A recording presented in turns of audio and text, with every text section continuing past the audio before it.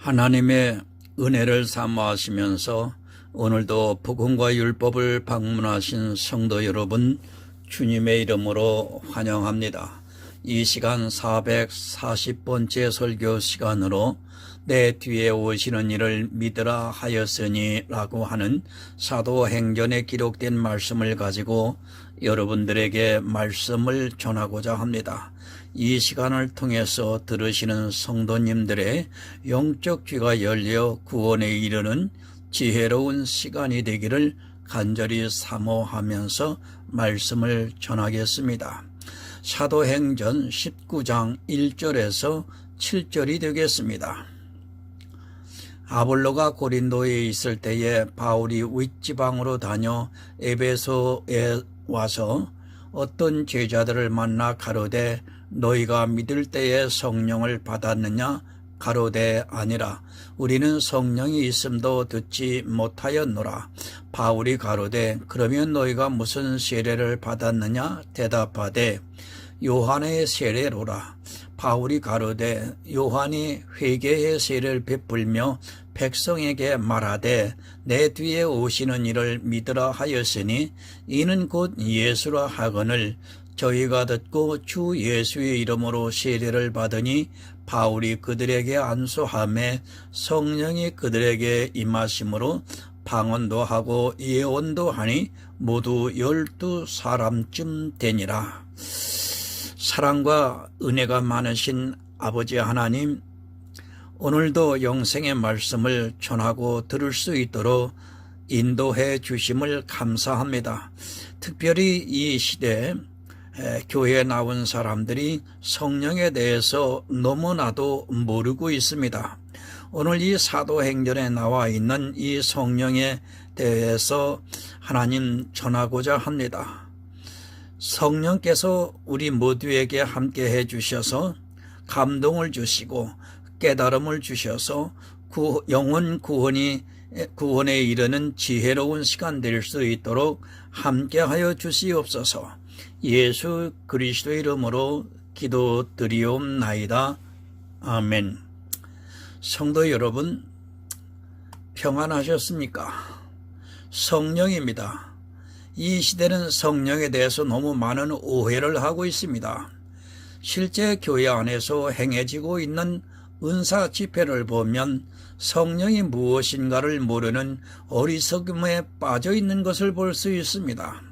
그런 행위들 자체가 성령을 모르는 것에서부터 시작이 되었습니다. 성령은 너무도 중요합니다. 영혼 구원의 문제이기 때문에 내가 성령을 받았는가를 분명히 깨달아야 합니다.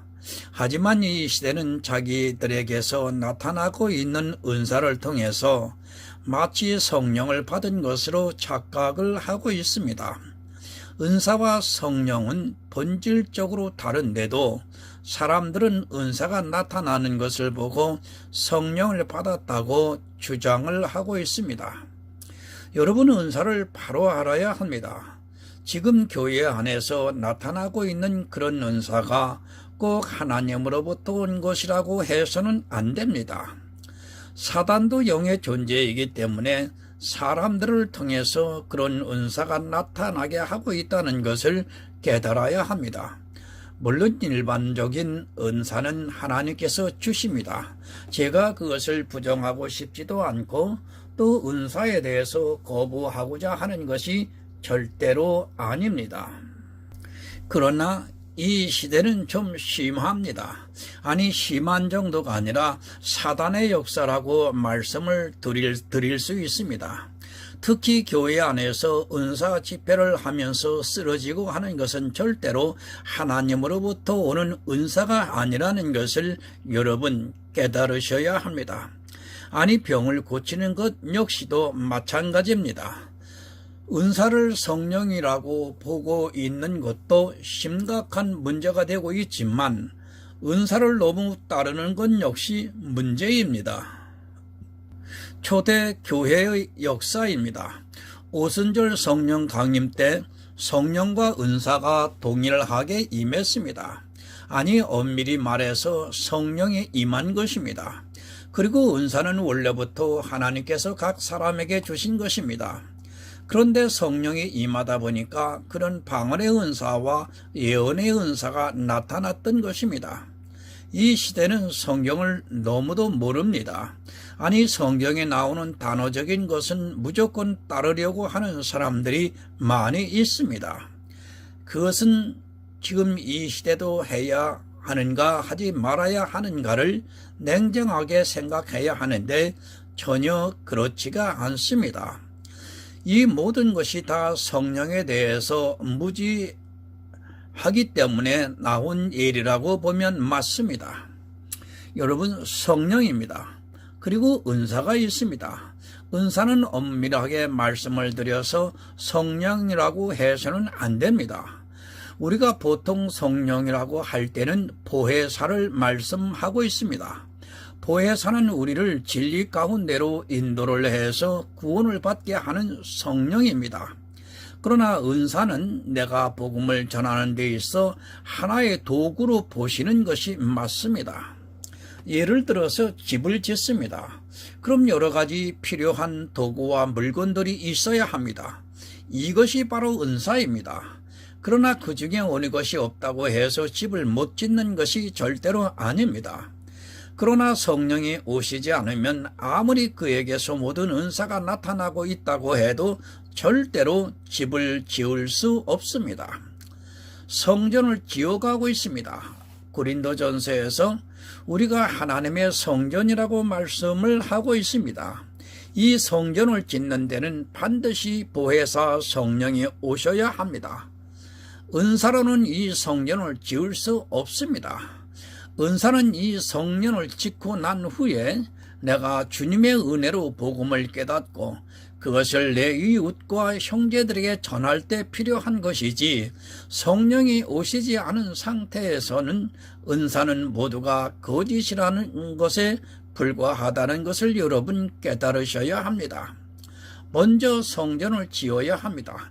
그 다음에 은사가 필요로 하는 것입니다. 그런데 사람들은 성전을 짓기도 전에 은사가 먼저 나타내고 있습니다. 우리가 성령을 받는다는 것은 구원을 받는다는 말씀입니다. 그러나 은사가 나타나는 것은 구원과는 전혀 상관이 없다는 것을 깨달아야 합니다. 그러나 사람들은 성령을 받으니까 은사가 나타나는 것으로 오해를 하고 있습니다. 물론 그럴 수도 있습니다. 그러나 은사는 성령과는 상관이 없이 얼마든지 나타날 수 있다는 것을 깨달아야 합니다. 성령론을 모르면 평생 교회 안에서 자기에게서 나타나는 은사를 보고 마치 자기가 구원을 받은 성도로 오해를 하고 살다가 주님이 오실 때 버림을 받을 수 있다는 것을 분명히 깨달아야 합니다. 지금 이 시대입니다. 은사 집회를 너무 많이 하고 있고 그런 집회를 통해서 성령을 체험했다고 하는 말을 하고 있습니다. 성령은 체험하는 것이 아니라 한 번 받으면 영원히 받는다는 것을 깨달아야 합니다.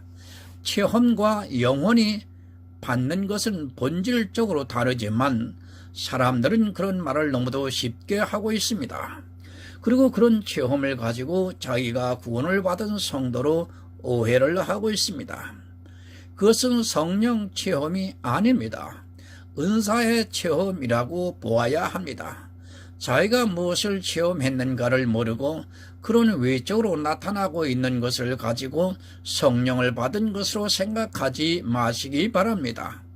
체험이라는 말은 말 그대로 체험을 한 것입니다. 그것은 한번 체험을 했으면 그것은 끝입니다. 그것으로 해서 내 영혼이 구원을 받는다고 생각하지 마시기 바랍니다. 그리고 더 심각한 것이 있습니다. 그런 은사를 체험한 것을 가지고 성령 세례를 받았다고 주장을 하고 있습니다.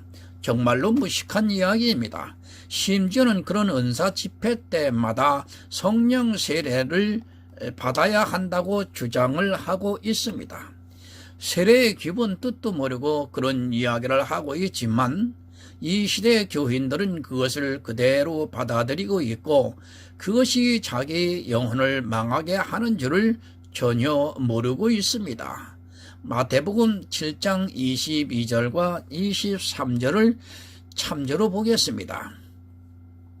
그날에 많은 사람이 나더러 주여 주여 우리가 주의 이름으로 선지자 노릇하며 주의 이름으로 귀신을 쫓아내며 주의 이름으로 많은 권능을 행치 아니하였나이까 하리니 그때에 내가 저희에게 밝히 말하되 내가 너희를 도무지 알지 못하니 불법을 행하는 자들아 내게서 떠나가라 하리라. 여러분, 그날입니다. 언제입니까? 주님께서 부활 승천하시고 난 후부터 주님께서 다시 오실 때까지입니다. 그날에 많은 사람이 주님을 보고 주여 주여 하면서 우리가 주의 이름으로 선지자 노릇을 하고 또 주의 이름으로 귀신을 쫓아내며 주의 이름으로 많은 권능을 행치 아니하였나이까 라고 하면서 자기들이 주의 일을 했다고 말합니다. 지금 이 시대에 그렇습니다. 귀신을 쫓아내고 있고 또 많은 권능을 행하고 있습니다. 실제 이 시대에 은사가 나타나고 또 율법을 지키고 하는 것으로 많은 권능을 교회 안에서 나타내고 있습니다. 그런데 주님께서 내가 도무지 너희를 모른다고 말씀을 하고 있습니다. 은사를 행했습니다. 그리고 교회 안에서 능력이 나타났습니다. 그러나 이들은 주여 주여 하면서 평생을 신앙생활을 했지만 무엇이 문제였는가 하면 성령을 받지 않았습니다. 교회 안에서 성경에서 기록이 되어 있는 율법을 지키고 또 은사를 나타내면서 정말 주님의 제자와 같이 주여 주여 하면서 예수 그리스도의 이름을 부르고 있지만 이들은 주님께서 모른다고 말씀을 하고 있습니다. 목사에게만 해당되는 말씀이 아닙니다. 이들은 분명히 능력이 있었고 은사가 나타났습니다. 이들은 그런 모든 것을 행했지만 진리에 있어서는 소경이었다는 말씀입니다. 소경이 되어서 자기들을 통해서 나타나고 있는 그런 것을 보면서 주여 주여 하면서 평생을 선지자로 살았습니다. 예수님께서 소경을 인도하면 둘 다 구덩이에 빠진다고 말씀을 하셨습니다. 성도 여러분, 미혹되지 마시기 바랍니다. 그런 은사가 아무리 많이 나타나고 또 능력이 나타난다 해도 그에게 성령이 오시지 않았다면 그것은 다 사단의 역사라는 것을 분명하게 깨달으셔야 합니다. 먼저 그 성령을 받았는가를 알아야 합니다. 이 시대 정말로 성령이 임재한 성도는 절대로 그런 일을 하지 않습니다. 이미 성경을 통해 계시가 다 되었기 때문에 진리에 전하는 일에만 힘쓰고 있습니다. 은사는 성령이 오시지 않아도 행합니다. 성령이 오시지 않은 상태에서 나타나고 있는 모든 은사나 권능이나 능력 같은 것은 다 사단의 역사라고 보면 맞습니다. 그러나 사람들은 성령에 대해서 모르다 보니까 그것을 분별할 수 있는 지혜가 없습니다. 성령을 모르면 그런 것을 보고 성령이라고 해도 다 믿게 되어 있습니다. 교회는 두 가지로 갑니다. 마지막 때가 가까울수록 은사가 더 성행하게 되어 있습니다. 그리고 율법이 성행을 합니다. 진짜 능력들이 나타나서 사람들이 깜짝 놀랄 정도가 된다는 것을 알아야 합니다. 그리고 율법이 점점 더 성행해져서 교회 안에 있는 사람들이 세상 사람들에게 본이 되는 시대가 올 것입니다. 아직까지는 그런 시대가 오지 않았지만 마지막에 가까울수록 그렇다는 것을 깨달아야 합니다. 여러분, 교회를 보시기 바랍니다. 다 주여 주여 하고 있습니다. 만약에 주여 주여 하지를 않으면 사람들은 그것을 이단이라고 하면서 더 이상 그 교회에 다니지를 않을 것입니다. 그들은 누구보다 더 신실하게 보이기 위해서 주여 주여 하면서 교회 안에 있다는 것을 깨달아야 합니다. 사람들은 그 말에 미혹이 됩니다. 성령이 아니고는 예수 그리스도를 주라고 할 수 없다는 그 말씀 때문에 주여 주여 하면 사람들은 그가 성령을 받은 것으로 생각하게 되어 있습니다. 그러나 마태복음에서 분명히 성령이 오시지 않은 사람들이 주의 이름으로 선지자 노릇을 하고 있고 또 주여 주여 부르면서 많은 권능을 행하고 있다고 말씀을 하고 있습니다. 이들이 성령을 받았습니까? 성령이 오시지 않았는데도 이들은 주여 주여 하면서 선지자 노릇을 하고 있습니다. 교회 안에 있는 사람들은 성령이 오셨으니까 주님을 부르고 있다고 생각하고 있는데 주님께서는 분명히 마태복음에서 성령이 오시지 않은 상태에서도 주의 이름을 부르면서 선지자 노릇을 하고 있고 그들이 버림을 받을 것이라고 가르쳐주고 있습니다. 성령이 오셨다 갑니까? 절대로 아닙니다. 한 번 성령이 오신 성도는 절대로 다시 가시지 않습니다. 그래서 성경에서 낳는다고 말씀하고 있습니다. 우리가 이성적으로 생각을 해도 아이가 태어났습니다. 그 아이를 다시 어머니 뱃속으로 들어가게 할 수 있습니까? 그것은 불가능합니다. 그것을 가르쳐 주기 위해서 예수님께서 성령으로 난다고 말씀을 하고 있습니다. 마태복음의 이 사람들은 처음부터 성령이 오시지 않은 상태에서 인생의 지식으로 성경을 보고 자기들이 성경에서 배운 학문으로 선지자 노릇을 하고 있는 것입니다. 이것을 일반 사람의 지혜로는 도무지 분별이 안 되기 때문에 이 시대에 많은 사람들이 성령을 모르고 살아가고 있습니다. 영의 일입니다. 성경은 육의 일을 가르쳐 주는 것이 아니라 영의 일에 대해서 말씀을 하고 있습니다.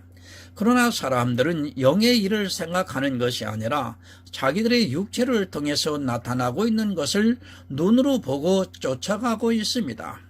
그것은 결국 이스라엘과 같이 망하는 길이라는 것을 모르고 은사와 겉으로 나타나는 여러 가지 표적을 보고 그 안에서 주여 주여 부르고 있으면 그냥 믿어버리고 있습니다. 여러분, 성령을 정말 바로 알아야 합니다. 모르면 죽습니다.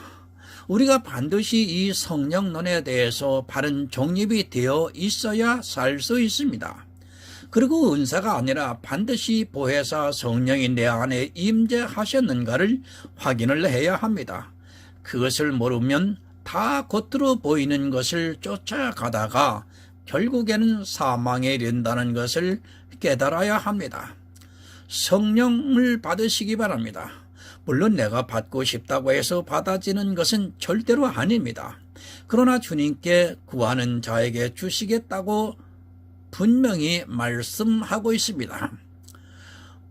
모르고 있다 보니까 구하지를 안 해서 못 받고 있는 것이지 사실은 마음이 지혜로운 성도는 반드시 보혜사를 구하고 있고 하나님께서 그런 성도들에게 보내주시고 있습니다. 이제 본문 1절을 보겠습니다. 아볼로가 고린도에 있을 때에 바울이 윗지방으로 다녀 에베소에 와서 어떤 제자들을 만나 가로되 너희가 믿을 때에 성령을 받았느냐? 가로되 아니라 우리는 성령이 있음도 듣지 못하였노라. 여러분, 초대교회입니다. 이제 막 복음이 전파되고 있었던 때입니다. 예수 그리스도의 복음이 제자들에게 의해서 전파되고 있습니다. 예수 그리스도의 복음을 전하고는 있었지만 너무 중요한 성령에 대해서는 아직 모르고 있었던 사람들이 있었습니다. 예수 그리스도의 복음을 전하고 그들에게 세례를 주었습니다. 이 세례는 물 세례를 말씀하고 있습니다. 제자들이 많았습니다. 우리가 잘 알고 있듯이 빌립도 복음을 전하려고 다녔습니다. 그렇게 복음을 전하고 세례를 주었습니다. 복음을 듣고 세례를 받았으니까 그 당시 사람들이 구원을 받은 것으로 생각하고 있었습니다. 그러나 여러분, 가장 중요한 것이 있습니다. 성령을 받지 않으면 구원을 받을 수 없다는 것을 모르고 있었습니다. 초대교회입니다. 지금 이 시대와 다릅니다. 그때는 신약 성경이 다 기록이 안 되어 있던 때라고 보면 맞습니다. 그러다 보니까 예수 그리스도의 복음을 전했지만 성령에 대해서는 잘 모르고 있었습니다. 물론 제자들은 다 성령을 받고 복음을 전했지만 아직까지 이 성령론에 대한 정의가 세워지지 않고 있었던 때로 보여지고 있습니다. 당시 사도들은 이방의 복음을 헌신적으로 전했습니다. 우리도 역시 마찬가지입니다. 이 시대도 복음의 비밀을 알고 있고 성령이 임재해 있는 성도들이 정말로 이 일에 최선을 다해야 합니다. 성도가 이 세상에 사는 목적입니다. 내 영혼의 구원을 받았으면 이제 다른 영혼을 구원하는 일에 헌신해야 합니다. 초대교회 사도들과 그리고 사도들로부터 복음을 들은 성도들이 이 일을 했습니다. 그런데 여러분, 반드시 알아야 하는 것이 있습니다. 바로 보혜사 성령입니다. 지금 초대교회이다 보니까 성령이 있음을 듣지도 못했다고 말하고 있습니다. 사도들로부터 복음을 전해드는 집사들이 예수 그리스도의 복음을 전했습니다. 그러나 성령에 대해서는 정확하게 모르고 있었던 것 같이 보여지고 있습니다. 우리가 깨달아야 합니다. 진리를 전해 들은 것은 내가 들은 것입니다. 그러나 구원은 받은 성도는 반드시 진리의 성령이 오셔서 진리 가운데로 인도를 해 주셔야 한다는 것을 알아야 합니다. 내가 아무리 예수 그리스도의 복음을 들었다 해도 성령이 오셔서 진리 가운데로 인도하시지를 않는다면 그는 그 복음을 들은 것으로 끝이 나는 것입니다. 정말 잘 이해를 하시기 바랍니다. 제가 그리스도 편지를 통해서 복음을 전하고 있습니다. 그 복음을 지식적으로 알고 있는 것은 아무런 의미가 없습니다. 성령이 임재를 해서 이 복음을 들은 그 사람을 진리 가운데로 인도를 하셔야 한다는 말씀입니다. 그리스도 편지에서 설교를 보고 있는 성도들이 많이 있습니다. 그러나 안타까운 것은 진리의 성령의 인도함을 받지 못하고 있는 사람들이 있습니다. 여러분, 지식은 쓰레기입니다. 제가 아무리 여러분에게 성경에서 진리를 전한다고 해도 그것은 아무런 의미가 없습니다. 여러분에게 성령이 임하셔서 진리 가운데로 인도함을 받아야지 구원을 받을 수 있습니다. 이 정도 하는 지식으로 마치 구원을 받은 것으로 생각하지 마시기 바랍니다. 그것은 여러분 지식입니다. 지식과 은혜는 다르다는 것을 깨달으셔야 합니다. 아무리 지식으로 많이 알고 있다고 해도 성령이 오시지 않으면 주 예수의 은혜가 그에게 임할 수 없다는 것을 깨달으셔야 합니다. 성도는 물론 성경을 통해서 바른 진리를 알아가야 합니다. 그러나 그것보다 더 중요한 것은 성령이 오시지 않으면 그 지식이라는 것을 세상의 지식으로 변하고 만다는 말씀입니다. 안타깝습니다. 분명히 진리를 전하고 있는데 아무 답이 없습니다. 솔직히 진리를 보았다면, 그가 성령의 감동을 받는다면 무엇인가 답이 있어야 합니다. 하지만 대부분의 사람들이 그저 성경을 이렇게도 해석을 하는구나 하는 정도로 받아들이다 보니까, 자기 지식으로 알고 있으려고 하다 보니까 반응이 나타나지를 않고 있습니다. 왜 그렇습니까? 성령이 오시지 않았기 때문입니다.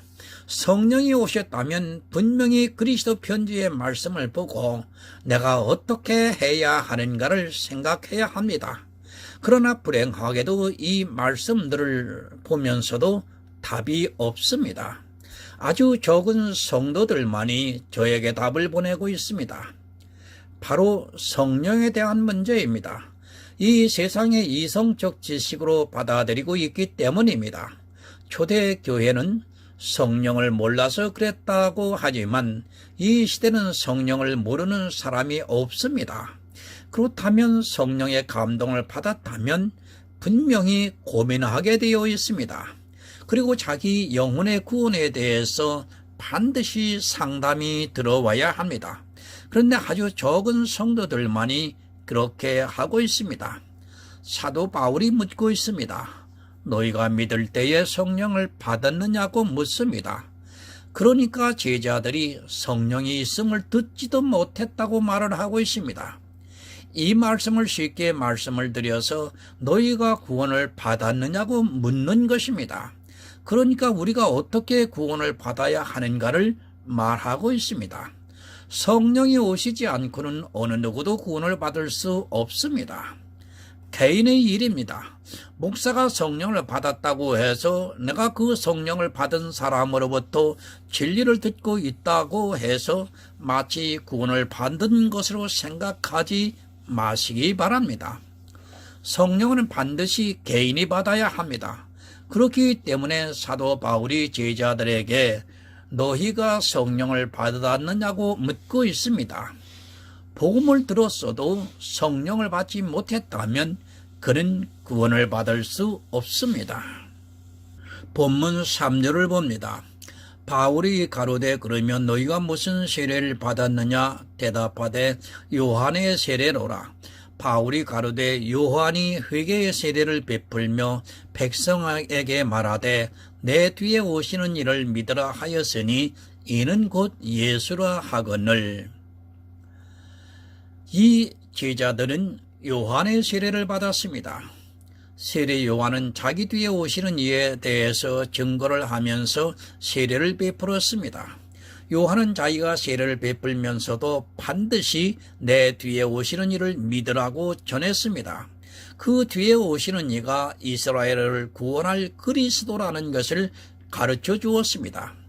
마태복음 3장 11절을 참조로 보겠습니다. 나는 너희로 회개케 하기 위하여 물로 세례를 주거니와 내 뒤에 오시는 이는 나보다 능력이 많으시니 나는 그의 신을 들기도 감당치 못하겠노라. 그는 성령과 불로 너희에게 세례를 주실 것이요. 요한이 세례를 받았습니다. 요한의 세례를 받았다는 것은 이 말씀을 들었다는 것입니다. 나는 너희로 회개케 하기 위하여 물로 세례를 주거니와 내 뒤에 오시는 이는 나보다 능력이 많으시니 나는 그의 신을 들기도 감당치 못하겠노라. 그는 성령과 불로 세례를 주실 것이라는 말을 들었습니다. 제자들입니다. 다 이 말을 듣고 세례를 받았습니다. 요한은 앞서 비추는 등불로서 예수 그리스도께서 이 세상에 오셔서 성령과 불로 세례를 주실 것이라고 자기에게 와서 세례를 받는 사람들에게 전했습니다. 당시 사람들은 세례 요한을 선지자로 보았고 주님께서도 이 세상에 난 자 중에서 세례 요한보다 더 큰 자가 없다고 말씀을 하셨습니다. 이 제자들이 누구입니까?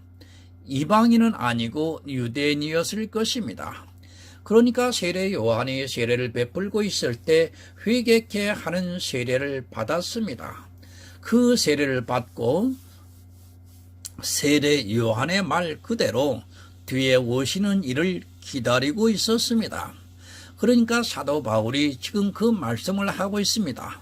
세례 요한의 말을 한 것을 그대로 하고 있습니다. 뒤에 오시는 이에 대해서 가르쳐주고 있습니다. 예수 그리스도를 믿으라고 말씀을 하고 있습니다. 예수 그리스도를 믿으면 성령과 불로 너희에게 세례를 주실 것이라는 그 말씀이 생각났기 때문에 사도 바울이 말씀을 하니까 그것을 받아들이고 있는 것을 볼 수 있습니다. 우리가 깨달아야 하는 것은 세례 요한의 세례로는 구원을 받을 수 없다는 것입니다. 그것은 육적인 회개입니다. 세례 요한은 육적인 회개에 대해서 가르쳐 주었습니다. 실제 우리가 마태복음에서 보면 잘 알겠지만 세례 요한의 회개 세례는 다 육적입니다. 그런 육적인 회개로는 절대로 구원을 받을 수 없습니다. 그런데 이 시대 교회 안에 있는 사람들이 바로 이 육적인 회개를 하고 있습니다. 육적인 회개와 영적인 회개를 여러분 잘 알아야 합니다. 교회 안에서 이 육적인 회개를 아무리 많이 한다고 해도 그것으로 인하여는 절대로 구원을 받을 수 없습니다. 그러나 지금 이 시대 교회 안에 있는 사람들은 이 육적인 회개를 하고 있습니다. 세례 요한이 회개의 세례를 베풀었다는 말씀은 육적인 회개를 가르쳤다는 말씀입니다. 지금 이 제자들은 이 육적인 회개를 배웠습니다.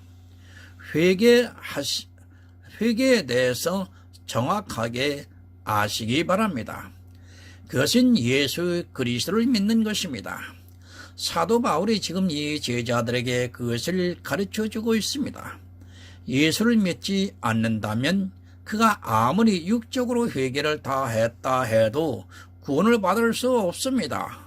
회개는 예수 그리스도를 믿는 것이지 우리가 육적으로 고백을 하고 내 스스로가 죄를 짓지 않는 것이 아님을 여러분 깨달으셔야 합니다. 예수 그리스도를 안 믿었습니다. 아니, 이스라엘은 성막을 통해서 하나님께서 예수 그리스도를 계시해 주었지만 그들은 하늘의 지혜를 구하지 않아서 성막에서 제사를 잘 드렸어도 진정한 회개가 무엇인가를 모르고 있습니다. 세상의 회개는 세례 요한과 같이 육적으로 자기가 무엇을 돌이키는 것을 말하고 있습니다. 그러나 성도의 회개는 다른 것이 아니라 예수 그리스도를 믿는 그 자체가 회개인 것입니다. 기본이 안 되어 있습니다.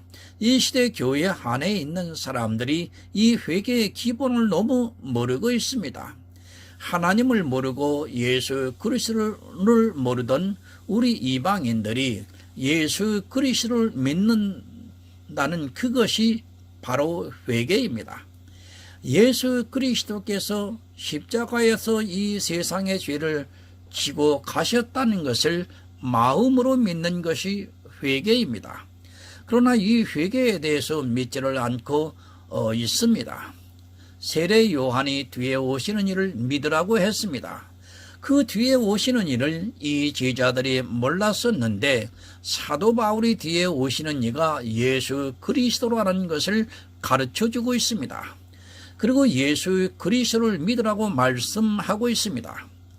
예수 그리스도를 믿으라고 하는 이 말씀은 예수 그리스도의 십자가에 대해서 말씀을 하고 그 십자가를 믿음으로 해서 죄사함을 받는 것을 말씀하고 있습니다. 여러분, 영의 일입니다. 우리가 늘 기억하고 있어야 하는 것은 우리는 영의 일을 믿고 있다는 것을 깨달으셔야 합니다. 이 영의 일이 예수 그리스도께서 이 세상에 오셔서 십자가를 지시고 또 3일 만에 부활하셔서 하늘에 올라가신 일입니다. 지금 이 시대도 마찬가지입니다. 그것을 전하는 것이 성도의 사명이고 또 복음이라는 것을 알아야 합니다. 믿는 것이 곧 회개입니다. 예수 그리스도께서 이루신 구속의 일들을 믿는 것이 회개입니다. 이 세상의 이성으로는 도무지 이해가 안 되지만 그것이 회개라는 것을 지금 사도 바울이 가르쳐주고 있습니다. 사도 바울의 말씀을 듣고 에베소에 있는 제자들이 믿고 있습니다. 본문 5절을 봅니다. 저희가 듣고 주 예수의 이름으로 세례를 받으니, 저희가 들었습니다. 믿음은 들음에서 난다고 말씀을 하고 있습니다. 그냥 듣는 것이 아니라 그리스도의 말씀으로 들어야 합니다. 사도 바울이 이 제자들에게 예수 그리스도의 말씀을 전하고 있습니다. 그러니까 저희가 듣고 주 예수의 이름으로 세례를 받았다고 말씀하고 있습니다. 여러분, 잘 기억하시기 바랍니다. 아무 것이나 듣는다고 다 구원을 받을 수 있는 것이 아닙니다. 잘못된 것을 들으면 잘못 믿게 되어 있습니다. 뒤에 오시는 이 예수 그리스도에 대해서 들어야 믿을 수 있습니다. 그러나 이 시대는 예수 그리스도에 대해서 전하는 것이 아니라 율법에 대해서 전하고 있습니다. 반드시 뒤에 오시는 이에 대해서 여러분 들어야 합니다. 사도행전 2장 38절을 참조로 보겠습니다. 베드로가 가로되 너희가 회개하여 각각 예수 그리스도의 이름으로 세례를 받고 죄 사함을 얻으라. 그리하면 성령을 선물로 받으리니.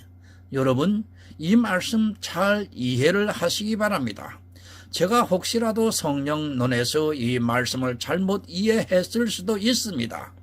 저희가 듣고 주 예수의 이름으로 세례를 받았습니다. 사도 바울이 예수 그리스도에 대한 말씀을 하니까 저희가 듣고 세례를 받았습니다. 세례를 받았을 때 제사함이 이루어지고 성령을 받았다는 말씀입니다. 예수 그리스도를 믿었습니다. 믿고 세례를 받으니까 제사함을 얻고 성령을 선물로 받았습니다. 사도 바울이 예수 그리스도의 십자가를 전하니까 저희들이 듣고 세례를 받았다는 말씀은 이 세례를 받을 때 성령이 임하셨다는 말씀입니다. 그러니까 진리의 성령이 이때 임하셨다는 말씀입니다. 사도행전 19장의 말씀은 성령론에 있어서도 잘 이해를 해야 하는 말씀입니다. 언제 성령을 받았습니까?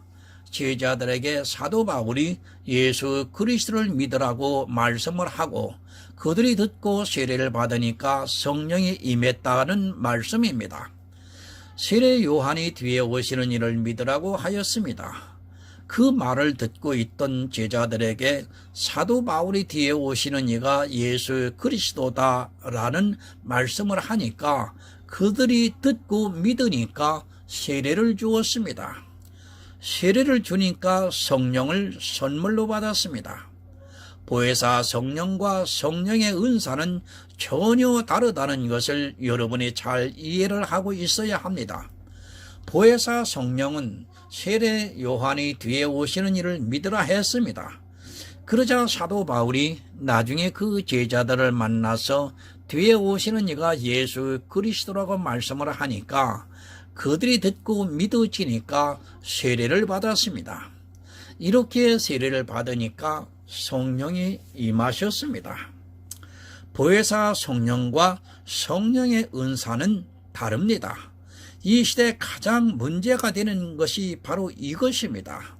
사람들은 성령의 은사라고 하니까 마치 그 성령의 은사가 나타난 것으로 보혜사 성령을 받은 것으로 오해를 하고 있습니다. 우리가 이 말씀을 잘 이해를 하고 있어야 합니다. 사도 바울이 예수 그리스도에 대해서 말씀을 하고 세례를 주니까 그때 보혜사가 임하셨습니다. 잘 이해를 해야 합니다. 보혜사 성령은 어떻게 오시는가를 알아야 합니다.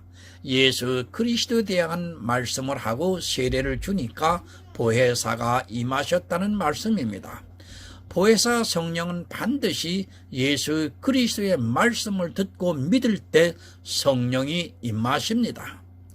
주 예수의 이름으로 세례를 받고 제사함을 받으면 성령은 하나님께서 선물로 주신다는 말씀입니다. 본문 6절을 봅니다.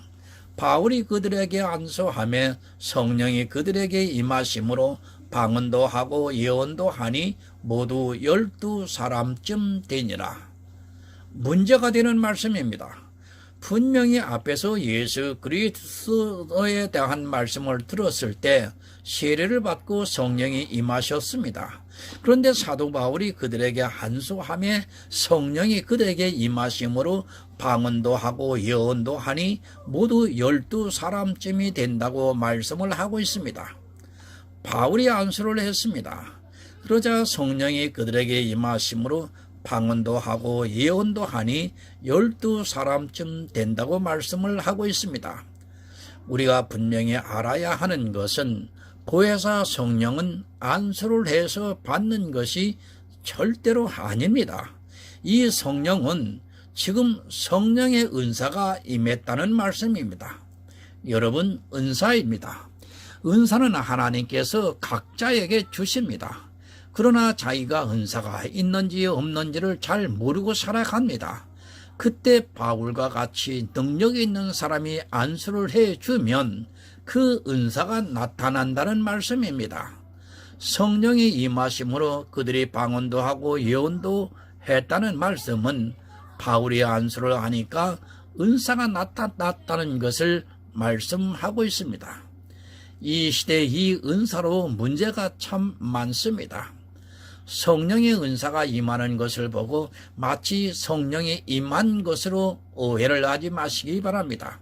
이 은사는 앞에서도 말씀을 드렸지만 보혜사가 오시지 않아도 능력이 있으면 이렇게 은사가 나타나게 안수를 할 수 있습니다.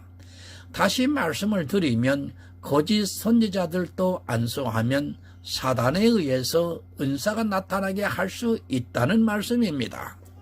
여러분, 은사에 대해서 오해를 하지 마시기 바랍니다. 은사하니까 반드시 보혜사가 임한 성도의 안수에 의해서 나타나는 것으로 생각하지 마시기 바랍니다. 사단도 영이기 때문에 얼마든지 우리 안에 있는 은사가 나타나게 할 수 있다는 말씀입니다. 이 시대 거의 모든 사람이 이것에 속고 있으면서도 안수를 받고 은사적인 체험을 하는 것으로 자기에게 성령이 임한 것으로 오해를 하고 있습니다. 여러분, 절대 아닙니다. 보혜사는 반드시 예수 그리스도를 믿고 세례를 받으면 죄 사함을 얻고 성령을 선물로 받습니다. 그러나 은사는 성도가 아니더라도 거짓 선지자들도 안수를 하면 얼마든지 그런 역사가 나타날 수 있습니다. 이 시대에 그런 은사로운 자들이 많이 있지만 사람들은 자기가 체험을 하는 그것으로 마치 성령이 오신 것으로 오해를 하고 있습니다. 예수 그리스도를 바로 믿으시기 바랍니다. 믿고 죄 사함을 받고 세례를 받으면 성령은 선물로 받습니다. 은사는 없을지라도 성령을 선물로 받으면 여러분 구원을 받습니다.